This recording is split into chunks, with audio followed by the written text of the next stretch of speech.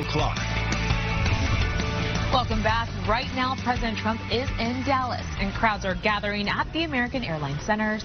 Tonight's rally is one of his stops on his 2020 re-election campaign. I'm joined now by Tara Pohlmeyer with Progress Texas and Travis County GOP Chairman Matt Mackowiak. Thank you so much for being here. Thank you. Pleasure. Matt, let's start with you. Democrats made a strong showing in the Dallas area in 2008.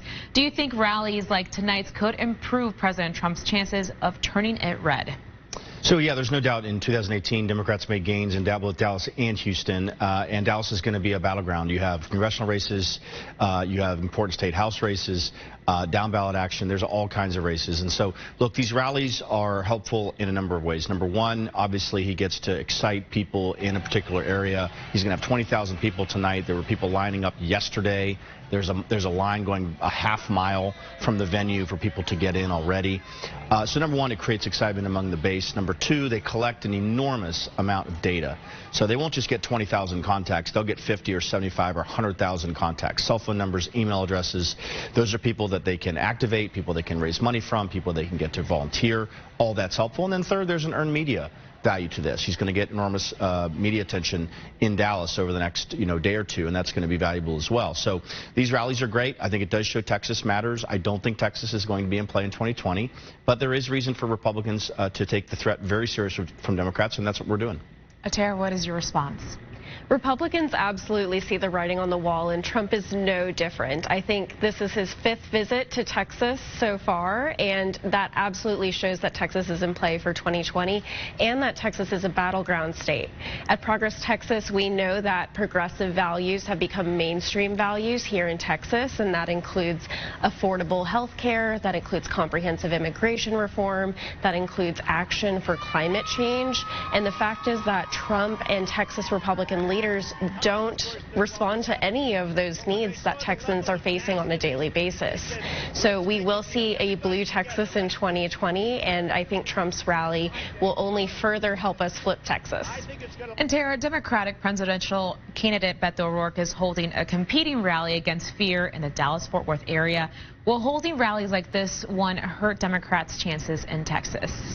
No, I think this will only help Democrats' chances to flip Texas. We know that the key to flipping Texas in 2020 is voter turnout, and since 2004, Democrats have expanded voter turnout in our state while Republicans have remained stagnant.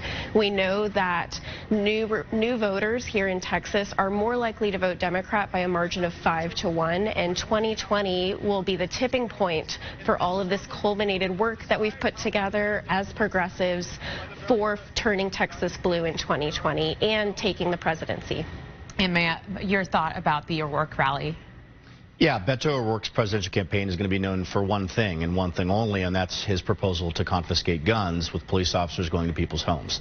That probably has 10% support in Texas. I can think of almost no idea that has less support, although some that would compete are certainly the kind of progressive values that Tara, I think, supports. Things like the Green New Deal, shutting down fracking in the oil and gas industry, shutting down 150 million people's private sector health care plans. You can go down the list. Look, Beto's been irrelevant in this presidential campaign. So is Julian Castro. They've been extreme with their ideas. Julian's talking about allowing people to cross the border illegally and having that not be a crime. These are not majority views in the state of Texas, and there's a reason why Democrats haven't won a statewide election since 1994 in Texas, and that's not going to change in 2020.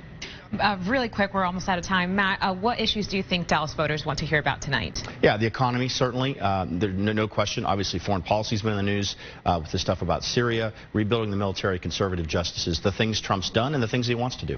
And Terry, your final thoughts? We know that Dallas Democrats and the surrounding suburban areas are working to create and elect more progressive officials, and we will see that continue past this Trump rally and into 2020 and beyond. All right. Well, Tara, Matt, thank you so much for coming in.